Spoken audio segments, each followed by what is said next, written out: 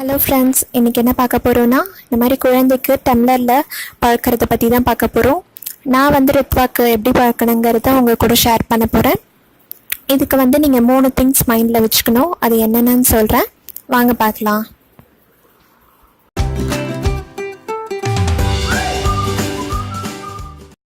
First வந்து நீங்கள் பாட்டிலில் கொடுக்குறத முதல்ல ஸ்டாப் பண்ணணும்.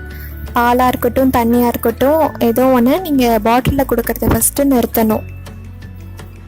டாக்டர்ஸும் வந்து பாட்டிலில் கொடுக்கறது வந்து அட்வைசபிள் இல்லைன்னு தான் சொல்கிறாங்க.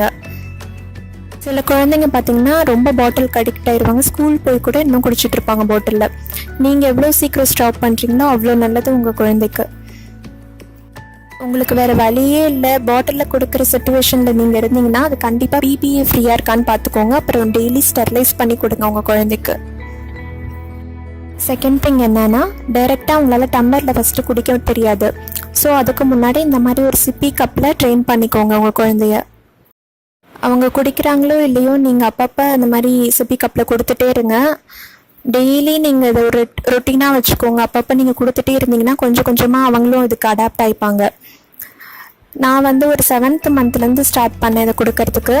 இப்போ வந்து ரித்வா அதுக்கு நல்லாவே பழகிட்டான், அதில் குடிப்பான். தேர்ட் திங் ஒன்றும் இல்லை, உங்களோட எஃபர்ட் தான். நீங்கள் எவ்வளோ எஃபர்ட் போட்டு ட்ரெயின் பண்ணுறீங்களோ உங்கள் குழந்தைய, அவ்வளோ சீக்கிரம் அவங்க மாறுவாங்க அதுக்கேற்ற மாதிரி. சிப்பி கப்பில் ட்ரெயின் பண்ணிட்டீங்கன்னா நீங்கள் அடுத்து டம்ளர் கொடுக்கலாம். அப்போ அவங்களுக்கு அதில் ஈஸியாக இருக்கும் குடிக்கிறதுக்கு. நான் ரித்வாக்கு பாட்டில் கொடுக்கல.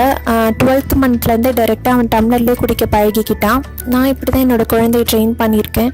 நீங்கள் உங்கள் குழந்தைய எப்படி ட்ரெயின் பண்ணியிருக்கீங்க, உங்களோட எக்ஸ்பீரியன்ஸ் என்னன்னு எனக்கு கமெண்ட்ஸில் சொல்லுங்கள்.